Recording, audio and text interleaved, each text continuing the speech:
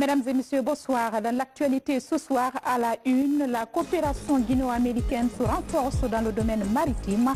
Les deux parties unissent leurs forces pour lutter contre la piraterie, le terrorisme et autres actes illicites.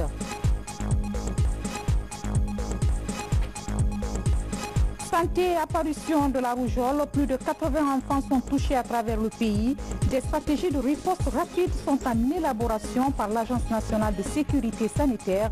Les enfants non vaccinés sont les plus exposés. Et puis, accident tragique à Conakry ce matin, un camion de transport perd le contrôle et finit sa course dans une maison familiale. Bilan, 5 morts, 3 blessés graves et d'importants dégâts matériels.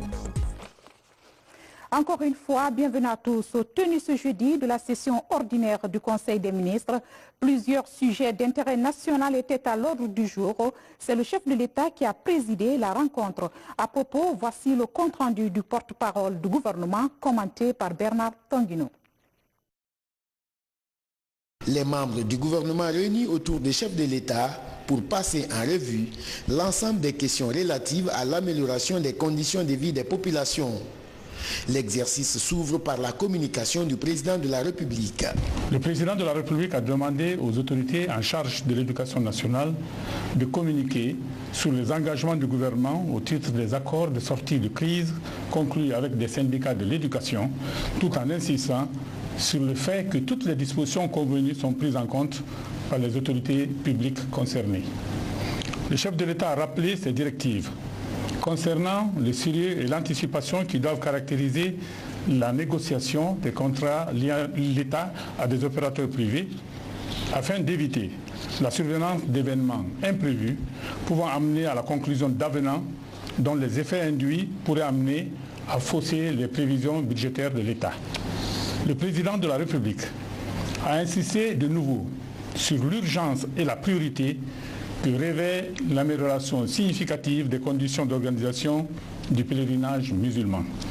Il a notamment déploré les souffrances endurées par de nombreux candidats au Hajj, exigé que sur la base d'une large concertation nationale, des mesures correctives soient immédiatement prises dans le but de permettre à nos compatriotes d'effectuer le pèlerinage au lieu saint de l'islam dans les meilleures conditions de confort et de sécurité. Le président de la République a instruit le gouvernement d'informer largement l'opinion sur le rôle de la mission d'appui à la mobilisation des ressources intérieures MAMRI et rassurer quant à la complémentarité entre cette entité chargée d'aider et d'impulser la collecte des ressources publiques et les régies financières chargées, elles, de la perception des taxes, impôts et autres recettes de l'État.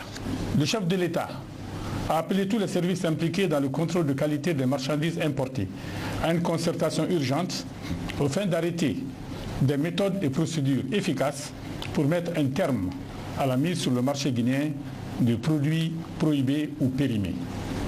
En prélude à la prochaine session des lois de l'Assemblée nationale qui s'ouvrira en début d'avril 2019, le président de la République a demandé aux membres du gouvernement d'observer scrupuleusement les procédures et délais légaux de dépôt de dossiers auprès des instances de la représentation nationale.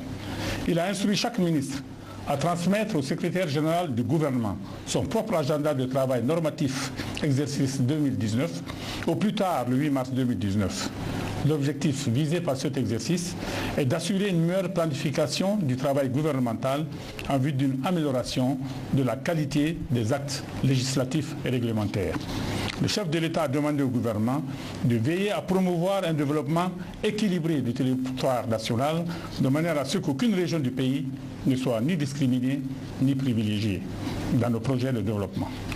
Au titre du deuxième point à l'ordre du jour, le compte rendu de la session ordinaire du dernier conseil interministériel, un compte rendu fait par le Premier ministre, chef du gouvernement. Plusieurs autres chefs de département exposent sur des projets de décrets. Le gouverneur de la Banque centrale a soumis pour examen le projet de décret fixant les statuts du Fonds de garantie hypothécaire de Guinée. La ministre de l'Action sociale, elle, communique sur les préparatifs de l'organisation prochaine de la journée du 8 mars, fête internationale des femmes. Le ministre des Affaires étrangères et des Guinéens de l'étranger, quant à lui, annonce les couleurs de la prochaine conférence diplomatique prévue à Conakry.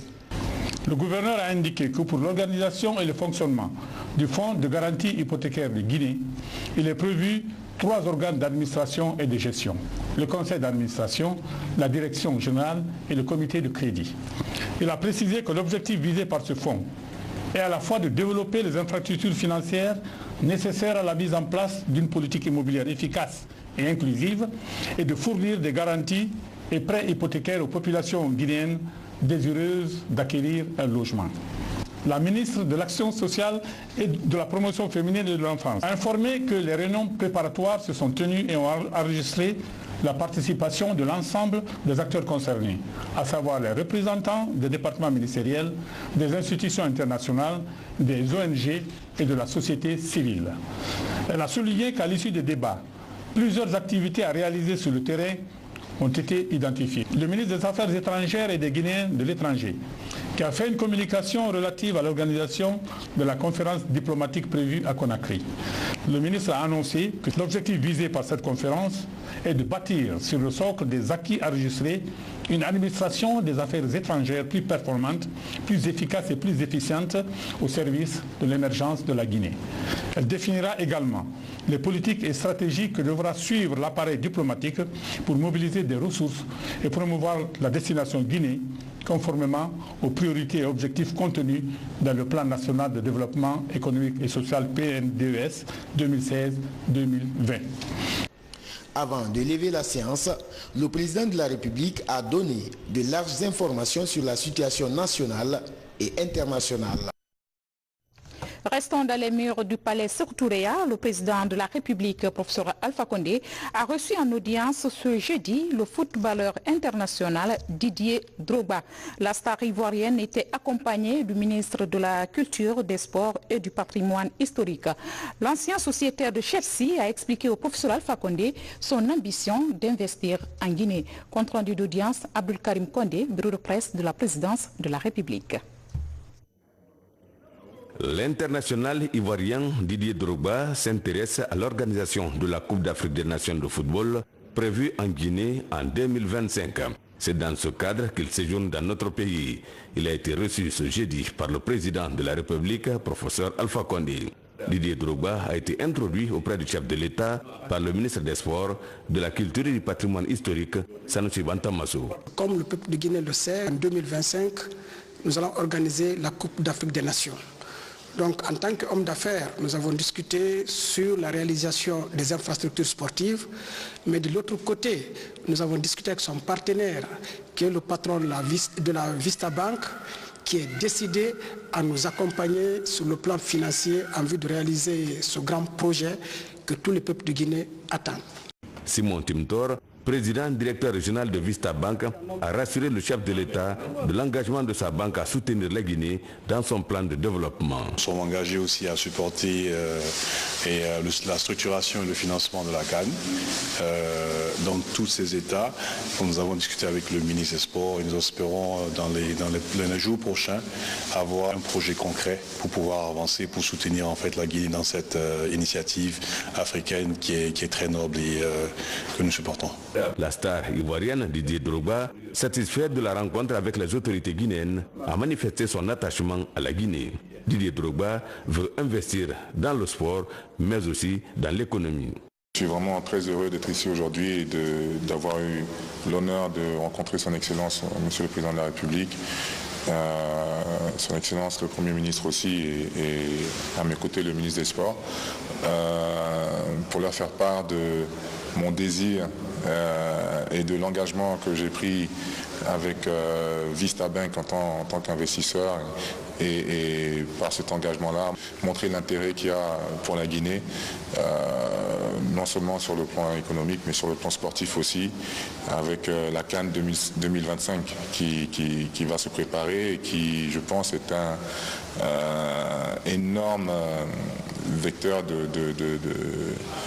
croissance, que ce soit au niveau des créations d'emplois et au niveau du sport lui-même et d'implication de la jeunesse. Donc j'espère revenir ici sur invitation bien sûr du ministre des Sports et pouvoir apporter ma petite contribution à l'épanouissement de cette jeunesse et au développement de la Guinée dans son plan.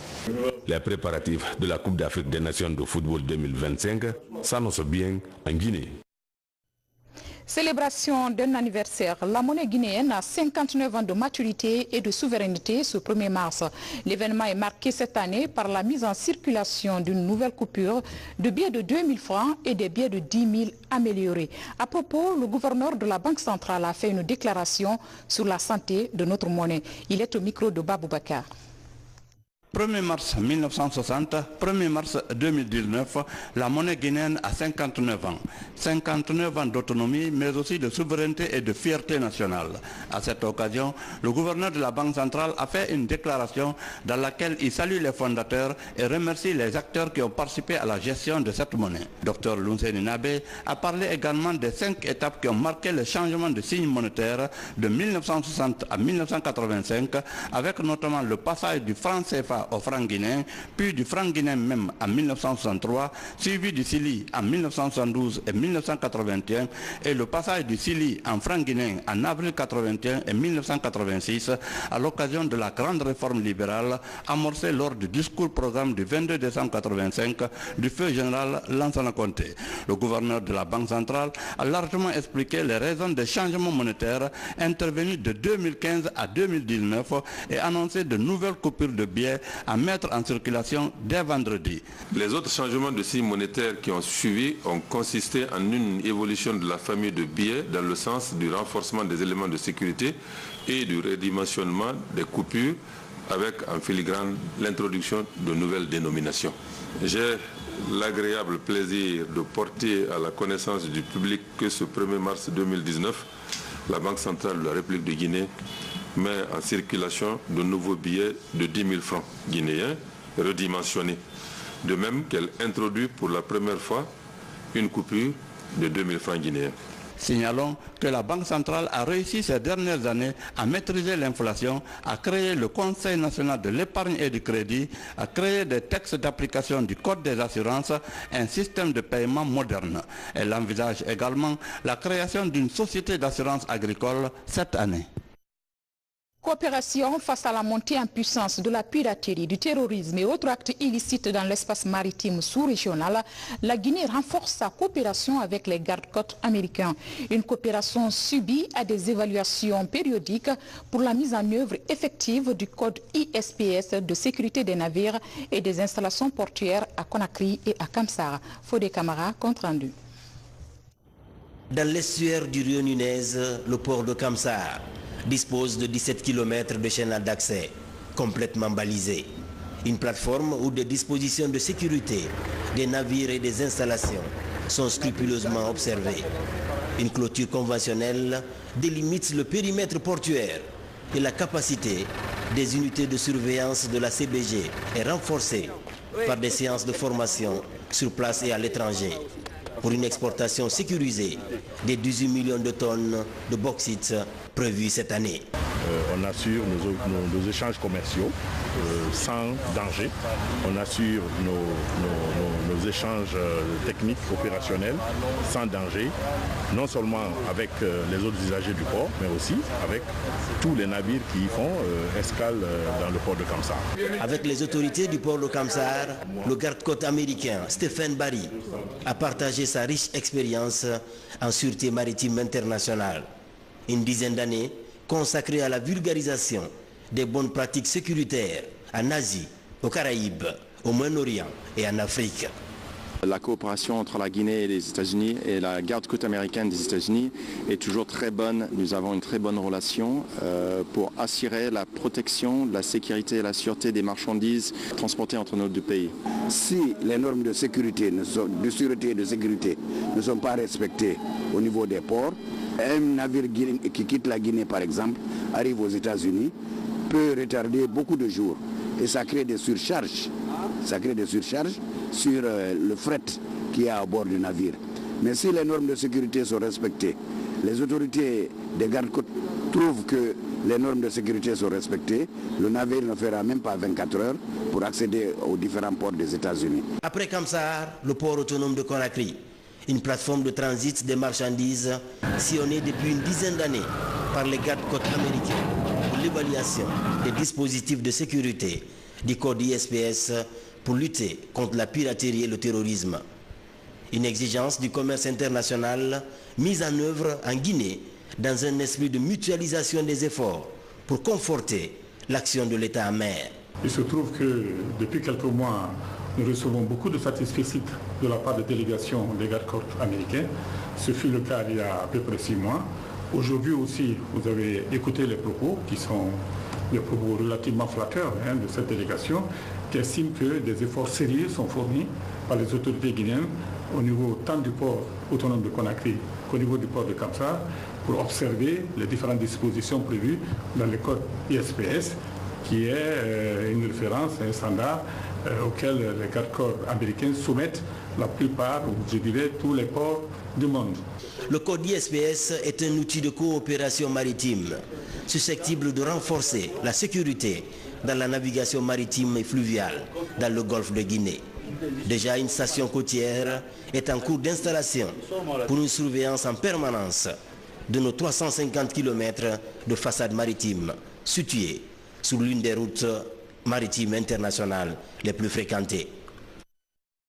Secteur minier en région forestière, la société Sama Ressources Guinée a procédé à la restitution de l'étude d'impact du projet d'exploitation de graphite de Lola. Cette étude a porté sur l'impact environnemental et social avant le lancement des travaux d'exploration et l'obtention du permis. Moussa Bangoura, Ousmane Kamara, explication.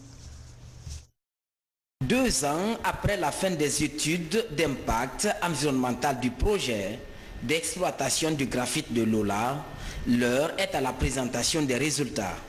Devant les techniciens du Bureau guinéen d'études et d'évaluation environnementale, les responsables de la société Sama Ressources Guinée, SRG, présentent le projet dans son domaine d'investigation et les activités de la société dans les sites d'intervention. Autre facette de cette rencontre, le respect des procédures de réalisation de cette étude. L'étude d'impact fait partie du processus pour l'obtention de permis d'exploitation. Donc c'est l'aboutissement de 2 ans de travail où tous les impacts ont été évalués et des mesures de compensation sont présentées. Mais c'est ce que nous espérons, c'est d'avoir notre licence environnementale et de pouvoir déposer la demande de permis d'exploitation le mois prochain. L'idéal de cette rencontre est de mieux informer la population locale et les responsables au haut niveau sur le contenu de ce document simplifié, un document auquel l'État accorde le certificat de conformité environnementale. De mon point de vue, le rapport est globalement acceptable, mais il y a certaines insuffisances que le consultant doit corriger. Premièrement, je n'ai pas vu le plan de fermeture et de réhabilitation après exploitation. Deuxièmement, le plan de gestion environnementale et sociale qui accompagne l'EIS n'est pas budgétisé et il n'est pas planifié dans le temps. Et les responsables, n'est-ce pas, qui doivent exécuter les activités liées à la mise en œuvre des mesures de mitigation, des mesures d'atténuation, de compensation, de réduction des impacts négatifs, ne sont pas identifiés. Pour le moment, la brochure, nous l'avons vue, elle est bien faite. Le contenu, il y a des discussions là-dedans, parce que nous leur avons dit que nous ne sommes pas là pour détruire un travail. Nous allons le regarder de façon très consciencieuse pour que ce soit dans les normes, tant pour le promoteur lui-même que pour le gouvernement et en même temps que pour la communauté à la base. Les études d'impact environnemental sont terminées. L'entreprise compte lancer les travaux d'ingénierie les mois à venir. La première production est attendue à partir de 2022 dans la préfecture de Lola. Et ce coaching à Conakry de la gente féminine sur les nouvelles technologies de l'information et de la communication. Pendant 6 semaines, ces femmes ont été formées sur l'utilisation du digital en vue de mieux adapter leurs entreprises aux nouvelles approches de l'heure. C'est une action pilotée par l'ONG Women Africa et Madame Digital. Il vise à soutenir les femmes dans l'autonomisation. Yara Diallo, Adama Elsa Traoré. Le textile, la saponification, la coiffure, le maquillage, le maraîchage et bien d'autres activités sont des domaines dans lesquels les femmes guinéennes évoluent à ce jour. Avec la révolution numérique en cours, les femmes sont ici pour placer les nouvelles technologies au cœur du développement de leurs activités. Face à elles, le ministre rassure de l'engagement de l'État à faciliter le développement de leur initiative par le biais du numérique. Nous avons un certain nombre d'infrastructures, un certain nombre de facilités qui sont mises en place. Nous nous engageons à mettre ces facilités à la disposition des femmes. Nous avons un laboratoire, un centre d'incubation au niveau du ministère. Je les invite toutes à venir nous exposer leurs projets et nos ingénieurs, nos jeunes techniciens seront à leur disposition pour développer des applications leur permettant de mieux faire ce qu'elles font actuellement. Dans la vision, entre autres, du développement du numérique au service des initiatives féminines, El Coaching est créé pour davantage soutenir les femmes. Un espace à travers lequel elles sont mieux orientées sur la manière d'entreprendre, de gérer leurs activités ou de comprendre comment utiliser le numérique à leur avantage. C'est un format coaching où donc des femmes entrepreneurs guinéennes pendant 6 semaines ont eu l'opportunité de faire des sessions avec des coachs qui étaient spécialisés surtout sur les questions du digital en fait, du numérique et il s'agissait d'outiller ces femmes sur l'utilisation du numérique pour développer leur activité entrepreneuriale. Ce programme m'a permis une ouverture non seulement côté business, en même temps un développement personnel. Donc j'ai suivi des modules qui m'ont permis de corriger des erreurs que je commettais pendant que j'exerçais mon boulot. Le coaching prend peu à peu place dans les sociétés africaines. Désormais, avec les différentes expériences partagées et les coachings reçus, ces entrepreneurs se disent prêts à redémarrer et s'engagent même à nouer des partenariats entre elles pour leur épanouissement. Au même moment, d'autres femmes aussi recevaient de l'appui pour renforcer leur autonomisation. Il s'agit des groupements féminins de Sonfonia et de la préfecture de Koya. Ils bénéficient, ces groupements, d'un important lot de matériel agricole en vue d'intensifier leur production maraîchère. C'est un geste de l'organisation Twin, partenaire du ministère de l'Agriculture. Reportage signé Giamo Kaba. Sur le périmètre maraîcher de Sonfonia, commune de Ratoma, évoluent plusieurs groupements maraîchers de femmes. Ils cultivent des produits vivriers pour générer des revenus, mais aussi approvisionner les ménages de la capitale.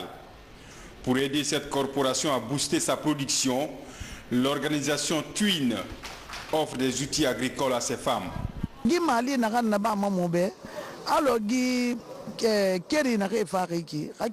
Sans ces matériels, nous ne pouvons pas travailler. Ce tapis a une importance pour nous parce que c'est ce qui nous permet d'augmenter la production pour nourrir nos familles respectives.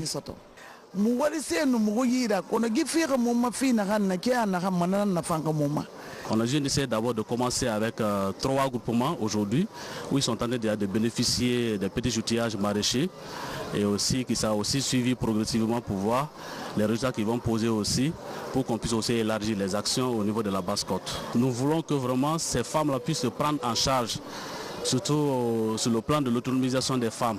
Cet appui vient conforter l'autonomisation des femmes du pays. Ces femmes seront maintenant épargnées à certaines difficultés au niveau de leur site. On essaie toujours d'améliorer la maîtrise qu'elles doivent avoir dans la mise en œuvre de leur programme et pour augmenter le rendement. Cette politique agricole commune vient en appui à la formation de 3 groupements maraîchers. Il s'agit des groupements La Paix de Sonfonia, Sabou Fani et celui de l'Amphema de Koya. En décembre 2018, ils ont appris la technique du maraîchage et la fabrication des engrais organiques pour assurer la production locale et renforcer la résilience des ménages vulnérables. L'actualité sanitaire, c'est la détection de plusieurs cas de rougeole dans certaines localités de la Guinée. Selon l'Agence nationale de sécurité sanitaire, 84 enfants sont touchés par la maladie à Conakry, Nzérékoré et Labé. Les enfants sont les plus exposés à la pathologie qui touche principalement ceux qui ne sont pas vaccinés. Des stratégies sont en cours d'élaboration pour une riposte rapide. Des précisions avec Hadia Toubari. Une nouvelle flambée de rougeole de nouveau notifiée en Guinée. Une dizaine de districts sanitaires du pays sont jugés zones épidémiques par l'Agence nationale de sécurité sanitaire. Dans ces zones, plus de 200 enfants suspects de la rougeole ont été recensés. 84 d'entre eux sont atteints de la maladie.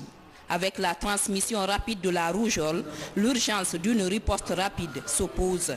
Nos gens qui sont dans nos centres de traitement épidémiologique ont le protocole de traitement de toutes ces maladies à potentiel épidémique. Donc les enfants là sont hospitalisés directement dans ces centres. Bien sûr, certaines préfectures commencent d'abord, avant qu'on sache que c'est la rougeole, dans les salles de pédiatrie, mais dès que le diagnostic est établi, on le transfère dans ces centres.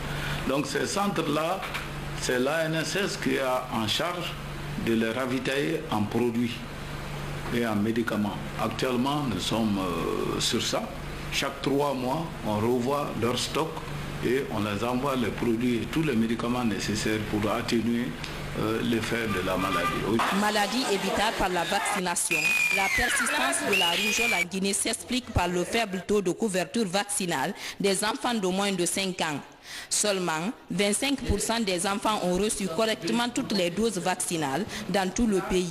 Au niveau des zones épidémiques, l'Agence nationale de sécurité sanitaire entame le contrôle de la propagation de la rougeole par la vaccination en ceinture. Ils viennent de donner même 850 motos pour les postes de santé afin qu'on puisse rejoindre les localités les plus reculées pour atteindre chaque enfant parce que c'est leur droit. Mais c'est comme un malade. Si on ne présente pas les enfants ou on les cache, c'est pas bon. Et j'invite même les ressortissants des différentes localités à s'impliquer dans la sensibilisation pour que chaque enfant puisse être correctement vacciné en République de Guinée.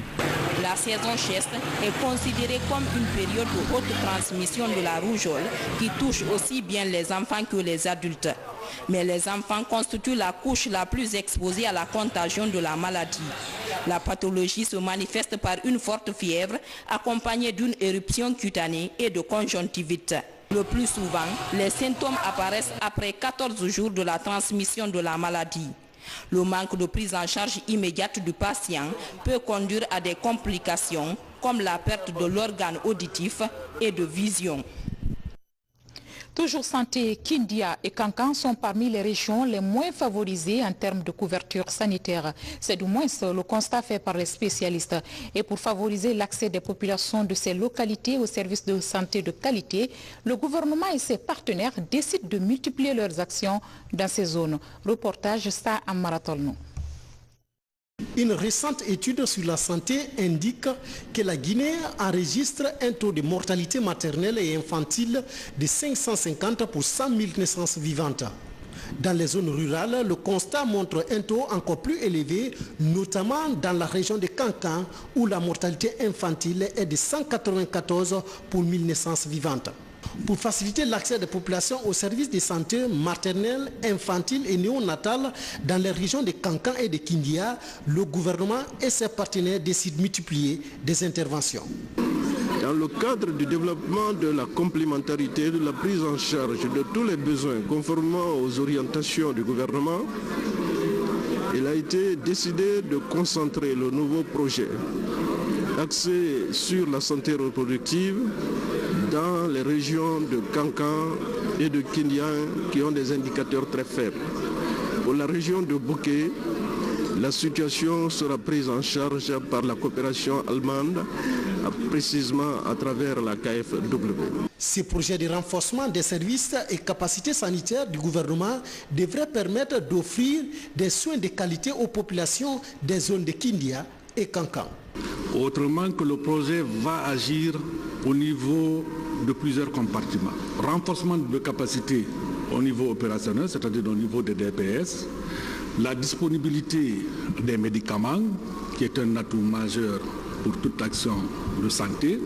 Il y aura également même des actions extra-santé telles que l'adduction d'eau, des forages seront réalisés dans différents endroits au niveau des centres de santé. Il y a également l'électricité à travers des panneaux solaires. La rencontre de ces acteurs est un cadre pour définir les stratégies d'intervention en vue d'atteindre cet objectif. L'actualité dans le pays profond, 50 cases calcinées, des animaux domestiques et des denrées alimentaires parties en fumée. C'est le triste bilan d'un feu mystérieux qui s'est propagé à Ganfou. C'est dans la préfecture de Mamou. Une mission du gouvernement s'est rendue sur les lieux pour soutenir les victimes. Mamadou Pate Baldé est notre correspondant dans la région de Mamou. Le secteur de Ganfou, sous-préfecture de Leimiro, dans la préfecture de Pita. C'est ici qu'un fait mystérieux a ravagé plus de 50 cases, mais également des denrées alimentaires et des animaux domestiques. L'acte s'est produit le 26 février dernier, en pleine journée, au moment où les habitants de ce village étaient à la recherche du quotidien. Tout est venu sur un vent sous forme de l'orage. Le vent est venu violent.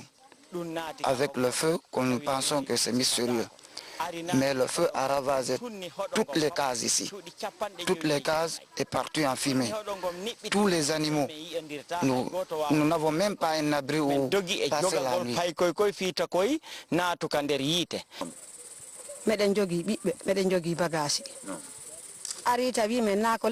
Nous avons été surpris sous un soleil ardent par un feu violent.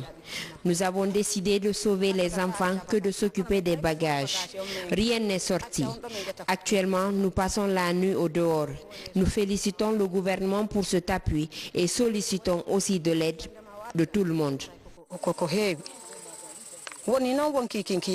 Très affecté par cette catastrophe naturelle, le gouvernement guinéen, à travers le ministère de l'Action sociale, de la promotion féminine et de l'enfance, en partenariat avec l'UNICEF, a offert une importante quantité de denrées alimentaires et autres matériels de secours aux victimes en vue de surmonter le moral.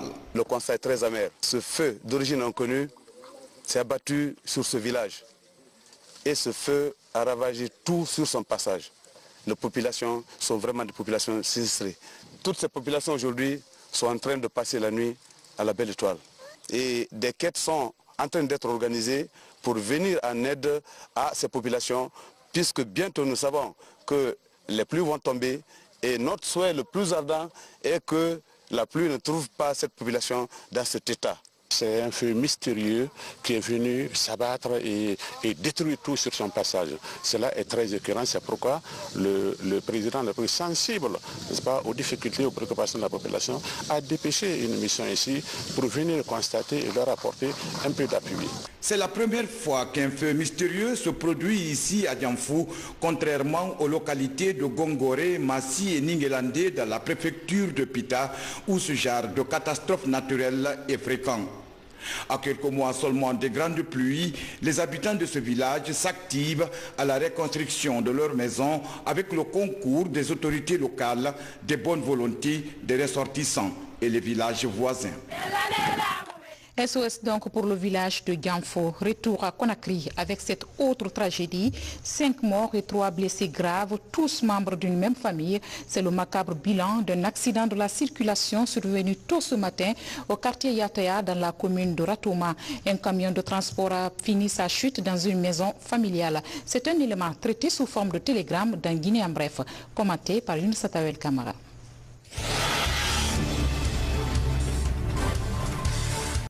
Il a choisi de rendre hommage à une héroïne de la lutte pour l'indépendance nationale. L'artiste André Flamy expose sur la vie et le rôle militant de Mbalia Camara, assassiné en février 1955. Au cours de cette conférence débat avec les élèves du lycée Donka, André Flamy met l'accent sur cette héroïne dont le combat constitue aujourd'hui une source d'inspiration et de fierté pour la gente féminine. En fouillant dans l'histoire de la Guinée, on a compris le combat des femmes, mais aussi des artistes dans le processus de développement et des indépendances. Et c'est dans cette optique qu'on a voulu lancer ce projet ici au lycée Donka pour parler de la vie de Mbalia Camara, mais aussi pour inciter les jeunes à l'éducation, pour inciter les jeunes à travailler, à s'insérer dans la dynamique du développement qui est aujourd'hui une dynamique qui interpelle aujourd'hui toutes les forces vives de la nation.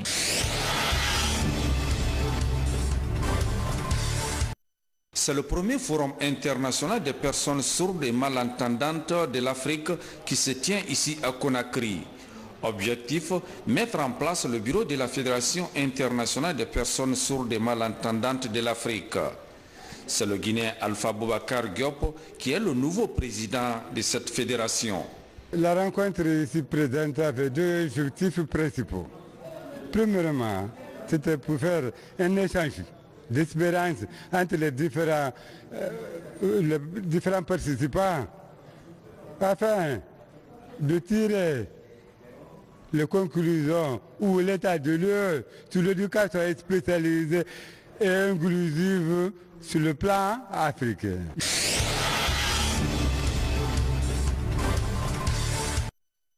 Dans la région administrative de Boké, l'élevage constitue l'une des principales activités.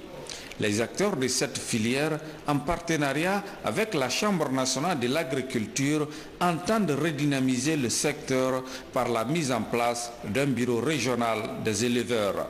C'est un long processus qui a commencé depuis 2017 par des congrès organisés au niveau des régions et la prise de décision pour la mise en place des fêtières, des organisations professionnelles du secteur de l'élevage.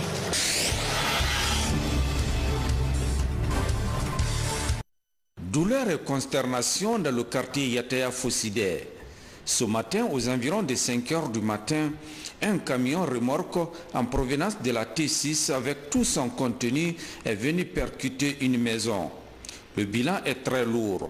On dénombre 5 morts pour le moment et 3 autres blessés graves. Selon les témoignages, la défaillance du système de freinage serait à l'origine de ce drame. Les victimes seraient toutes membres de la même famille.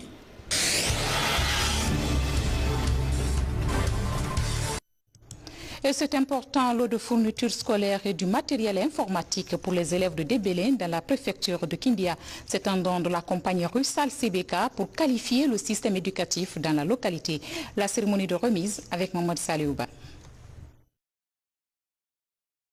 Cet établissement scolaire de plus de 1000 élèves est le fruit de l'investissement de la compagnie minière Russal CBK dans le secteur éducatif à Débélé, dans la sous-préfecture de Mambia.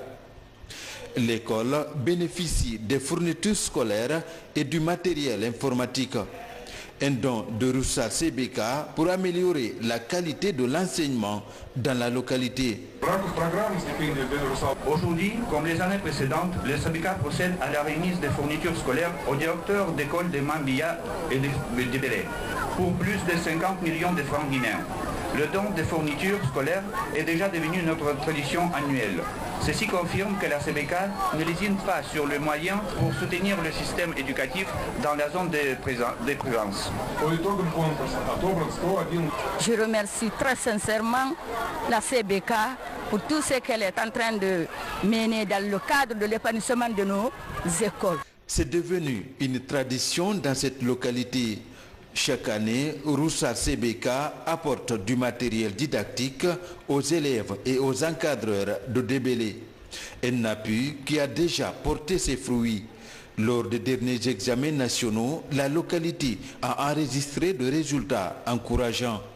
Si vous voyez qu'un enfant étudie bien, c'est parce qu'il a le livre, c'est parce qu'il a, tout ce qu'il faut pour pouvoir vraiment apprendre et à l'école et à la maison. Ce don sera utilisé par les enfants et il va contribuer à leur bonne formation. Entre construction, rénovation et équipement d'école, Russal CBK appuie le système éducatif dans la préfecture de Kindia depuis plusieurs années.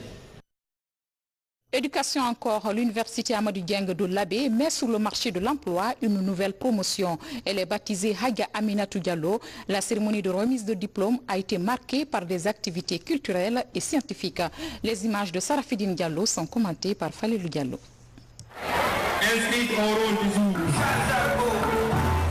C'est pour la première fois que le stade El Hadji Saïfoulaye de Labé est choisi pour une cérémonie de remise de diplôme. Il s'agit de l'université Amadou Dieng. Elle marque la fin de cycle de la 3e promotion de la toute première université privée dans la région. Notre campus universitaire a été créé et ouvert en 2013 avec un effectif total de 92 étudiants en licence. À ce jour, le campus regroupe 538 étudiants, dont 281 filles. Sont inscrits en licence 221 étudiants et en formation professionnelle 317 apprenants. Aux entreprises publiques et privées, aux sociétés et ONG ici présentes, nous mettons à votre disposition des étudiants bien formés et capables de s'adapter à toutes les conditions de travail que vous imposez. Ils sont au total 123 étudiants, dont 46 filles à recevoir leur diplôme de licence, avec à la clé 30 cours obligatoires dans les filières comme la sociologie des organisations et celle de l'environnement, l'économie d'entreprise, le droit et le milieu. Chers décideurs du secteur privé, nous comptons sur vous pour transformer les difficultés du marché d'emploi en opportunités d'avenir. Car avec votre soutien, notre rêve peut devenir une réalité, qui est celui d'une promotion sans chômage. Cerise sur le gâteau, cet événement a coïncidé avec la remise d'un cyber, fruit de l'initiative présidentielle dotée d'une autonomie énergétique par le ministre des Télécommunications, pour améliorer le niveau de la formation au sein de cette institution d'enseignement supérieur. C'est tous les enfants de tous les campus de l'université Amadou Dieng qui ont bénéficié de ce don. Je remercie le professeur Alpha Condé pour son dévouement à la jeunesse guinéenne. Je remercie monsieur le ministre parce que toutes les fois qu'on lui donne des instructions concernant un institut donné, il le fait avec promptitude, avec beaucoup de foi, beaucoup de détermination. C'est le comportement des étudiants de l'université Amadou Dieng, de l'encadrement de l'université Amadou Dieng, ce sont ces actes qui ont poussé le président de la République à nous demander, à nous instruire, de venir aider cette université à aller vers l'innovation, en mettant à leur disposition un centre informatique polyvalent, comme je l'ai décrit tout à l'heure. Depuis sa création, l'université Amadou Dieng de l'Abbé a mis sur le marché de l'emploi 312 diplômés. Mesdames et messieurs, nous voilà au terme de ce journal. Tout le plaisir a été pour moi de vous servir durant ces 3 jours. Demain, vous serez avec une nouvelle équipe. Merci à toute l'équipe technique du jour. Merci à vous également pour votre obligeante attention. À très vite.